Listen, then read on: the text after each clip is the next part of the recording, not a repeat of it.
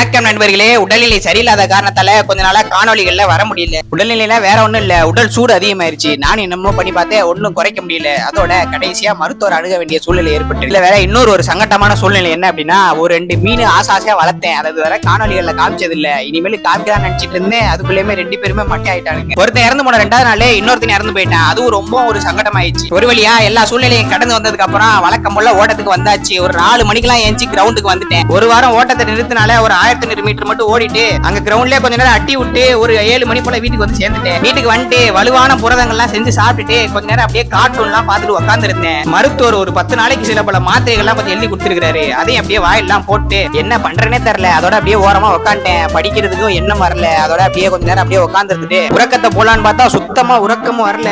அதோட கொஞ்ச நேரம் அப்படியே நின்று வேடிக்கைலாம் பார்த்துட்டு சரி பயிற்சி கொடுத்துக்கு போவோம் அப்படின்னு சொல்லிட்டு ஒரு மைண்ட் வந்தது. 3 நாள் தானே இருக்கு, 3 நாள் ஓய்வு நாளா போட்டுரும் அப்படின்னு சொல்லிட்டு அதோட வீட்டுல இருந்துட்டேன். அப்புறம் சரி நைட்டுக்கு சாப்பாடாவது ரெடி பண்ணும் அப்படின்னு சொல்லிட்டு சாப்பாடுலாம் ரெடி பண்ணிட்டு இருந்தேன். சாப்பாடு செய்யலான்ட்டு சாப்பாடு எடுத்து அடுப்புல வச்சா அது கொப்பிளிச்சு எல்லாத்தையும் கீழே கொட்டுது. போற போக்க பார்த்தா கீழே கிடக்குற சாப்பாடு தான் புறக்கி சாப்பிடணும் போல. எப்படியோ நீண்ட நேரம் கொப்பிளிச்சதுக்கு அப்புறம் சாப்பாடுலாம் தயாராயிருச்சு. அதை வடிக்கிறதா எனக்கு கொஞ்சம் கஷ்டமே. எப்படியோ தட்டி முட்டி எப்படியோ வடிச்சு முடிச்சுட்டு நேற்று கடையில போயிட்டு ஒரு புரோட்டீன் பார் வாங்கிட்டு வந்தேன் நண்பர்கள். இது சாப்பிடலாமா என்னன்னு தெரியல, கொஞ்சம் சொல்லுங்க நீங்க. நான் சாப்பிட்டு பார்த்தேன், பயங்கரமா இருந்தது. எல்லா புரோட்டீன் பாருமே நல்லா இருக்காது, இது மட்டும் நல்லா இருக்குது. அதான் சாப்பிடலாமா என்னன்னு தெரியல, நீங்க கொஞ்சம் தெரிஞ்சா சொல்லுங்க நண்பர்களே. இரவு உணவுக்கு என்ன குழம்பு ஒண்ணுமே புரியல. அதோட என்னோட தம்பி பெண்கள் விரல் கிரேவி வச்சிடலாம் அப்படின்னு சொல்லிட்டு பெண்கள் விரல்லாம் எடுத்து வெட்டிட்டு இருந்தேன். குழம்புலாம் பயங்கரமா வைக்கிற நண்பர்களே. இவன் தான் உண்மையான கணவர் மெட்டீரியல். ஒரு வழியா குழம்பு கிளம்புலாம் வச்சு முடிச்சுட்டு இன்னைக்கு சில பல பட்டாம்பூச்சிகள் செஞ்சு வீட்டுல ஒட்டி வச்சேன். அதெல்லாம் எப்படி இருக்குன்னு பார்த்துட்டு பட்டம் வரைகிறதுக்கு ஸ்கெட்ச் எல்லாம் கொஞ்சம் முடிஞ்சு போச்சு. அதோட கடையில போயிட்டு ஸ்கெட்ச் வேணாம்னு சொல்லிட்டு கிளம்பிட்டோம். இந்த ஒரு கடையில வந்து பார்த்தா இந்த ஊர்ல இருக்கிறதுலே இந்த கடையில தான் எல்லாமே கிடைக்கும் அப்படின்னு சொன்னாங்க. அதோட இங்க வந்து பார்த்தா இங்க ஒண்ணுமே கிடையாது.